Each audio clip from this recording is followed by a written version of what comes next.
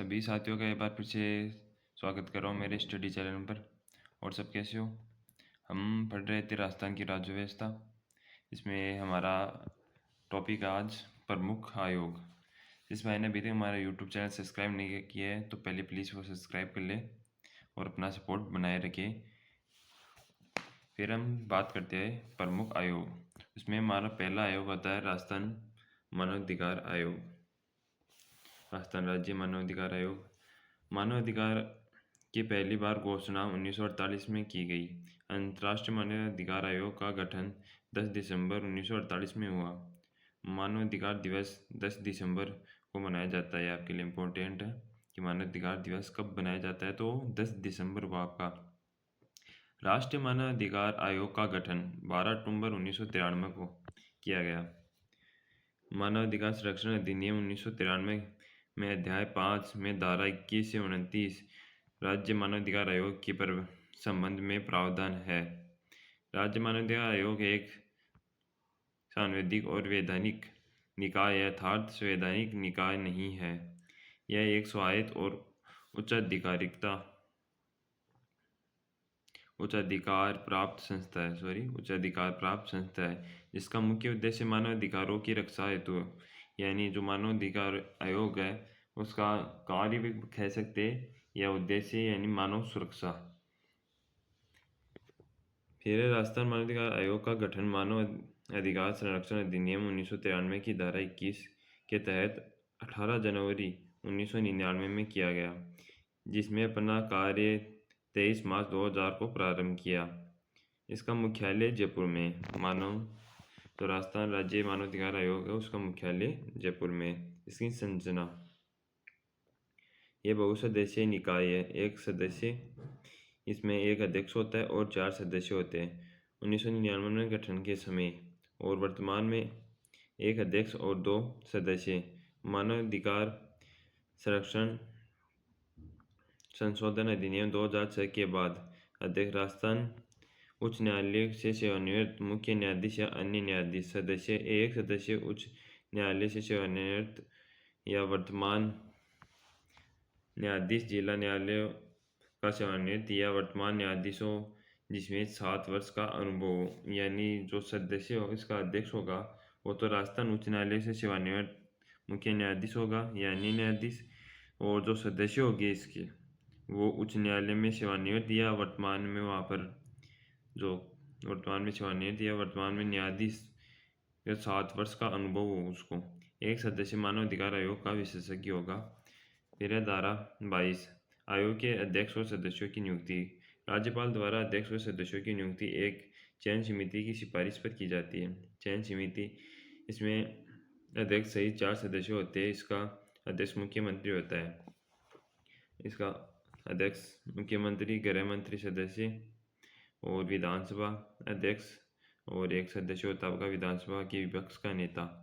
फिर धारा 23 आयोग के सदस्यों को हटाया जाना।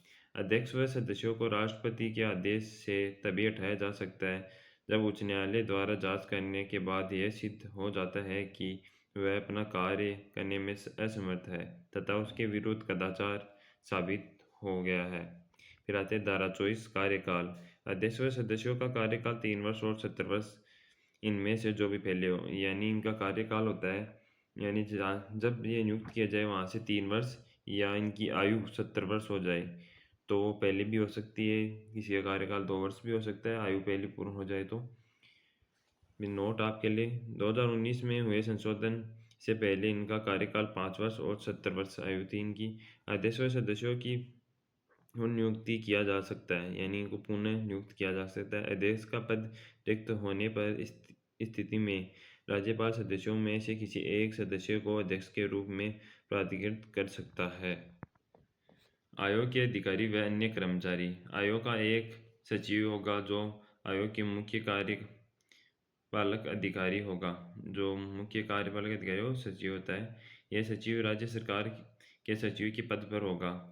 आयोग की अपनी स्वयं की अन्वेषण एजेंसी जिसका नेतृत्व ऐसे पुलिस अधिकारी द्वारा किया जाएगा जो महानिदेशक पुलिस के पद पर कम स्तर का नहीं हो। यानी इस जो निरीक्षण कौन करेगा? जो महानिरीक्षक पुलिस है के पद से कम स्तर का नो यानी सीओचओ। मानवाधिकार आयोग अपना वार्षिक प्रतिवेदन राज्य सरकार को सौंपता है, यानी ये अपना प्रतिवेदन वार्षिक बनाता है 1 वर्ष से, और वे राज्य सरकार को सौंपता है। फिर आती है धारा 33। इसके अनुसार राज्य सरकार द्वारा राज्य विधानमंडल के द्वारा बनाए गए नियमों के अधीन आयोग को वित्तीय स्वायत्तता प्रदान करता है। फिर नेक्स्ट आपके लिए राज्य मानवाधिकार आयोग के कार्य, जो हमारे राजस्थान राज्य मानवाधिकार है उसके कार्य। राज्य मानवाधिकार आयोग के कार्य क्षेत्र में सामाजिक, नागरिक, राजनीतिक, आर्थिक और सांस्कृतिक अधिकार शामिल है। राज्य मानवाधिकार आयोग राज्य सूची और समर्थित सूची के विषय पर मानवाधिकार उल्लंघन की जांच करता है। मानवाधिकार के उल्लंघन होने पर स्वयं संज्ञान ले सकता है, या स्वयं पीड़ित या उसके ओर से किसी व्यक्ति द्वारा प्रस्तुत याचिका पर जांच शुरू कर सकता है, यानी ये जांच भी कर सकते हैं। मानवाधिकार के क्षेत्र में शोध करना या मानवाधिकार साक्षरता का प्रसार करना। फिर है मानवाधिकार क्षेत्र में गैर सरकारी संगठनों एवं संस्थाओं, तो जो संस्था है उनके प्रयासों को प्रोत्साहित करना। फिर जो मानवाधिकार के उपयोग में बाधा डाल रहे हैं उनका पुनर्वलोकन करने और सही उपायों से सिफारिश करना, यानी कोई अधिनियम बना दिया, कोई कानून बना दिया जो मानवाधिकार के लिए, तो उनमें कुछ कमी पाई जाती है तो उनका पुनर्वलोकन कर सकती है और उनकी सिफारिश कर सकती है राज्य सरकार से। फिर है नेक्स्ट कार्य इनका जिला मुख्यालय में मानवाधिकार प्रकोष्ठ की स्थापना। किसी न्यायालय में लंबित मानवाधिकार के उल्लंघन वाली किसी कार्यवाही में उस न्यायालय की अनुमति से हस्तक्षेप करेगा। राज्य के कारागारों व बंदी गृहों की स्थिति का निरीक्षण कर सकता है, यानी मानवाधिकार, यानी जो हमारे एक नियम है कि जो बंदी है उनको भी अधिकार है कुछ जेल में भी, तो उनका निरीक्षण कर भी सकता है कि उनको अपना अधिकार मिल रहा है नहीं मिल रहा है। फिर नेक्स्ट कार्य है किसी लोक सेवक द्वारा मानवाधिकार का उल्लंघन करने पर आयोग उसके विरुद्ध जांच की शक्ति रखता है। फिर नेक्स्ट है आपका कार्य, यह संस्था मानवाधिकारों की जांच कर सकती है लेकिन दंड या सजा नहीं दे सकती। आयोग 1 वर्ष से पुराने मामलों की जांच नहीं करता, किसी अन्य आयोग में लंबित मामलों की जांच नहीं कर सकता। जो हमारा मानवाधिकार आयोग है उसके कुछ मुख्य तथ्य है आपके लिए। राजस्थान मानवाधिकार आयोग के प्रथम अध्यक्ष कौन थे? ये आपके लिए इम्पोर्टेंट क्वेश्चन हो सकता है, क्योंकि प्रथम व्यक्ति या प्रथम जैसे महिला व्यक्ति, ये क्वेश्चन, या सर्वाधिक कार्यकाल किसका है, सर्व कम कार्यकाल किसका है, ये पूछे जा सकते हैं। तो आपका राजस्थान मानवाधिकार आयोग के प्रथम अध्यक्ष कांता भटनागर। फिर है एकमात्र महिला अध्यक्ष कांता भटनागर ही थी आपकी, और यही पहली है। राजस्थान मानवाधिकार आयोग के अध्यक्ष के रूप में सर्वाधिक कार्यकाल लिया, मैंने कहा था ना सर्वाधिक कार्यकाल और न्यूनतम और प्रथम महिला और प्रथम कौन बना, वो नगेंद्र कुमार जैन 5 वर्ष। फिर राजस्थान मानवाधिकार आयोग के अध्यक्ष के रूप में न्यूनतम कार्यकाल या न्यूनतम आ गया कांता भटनागर। प्रथम कार्यवाहक अध्यक्ष अमर सिंह गोदारा।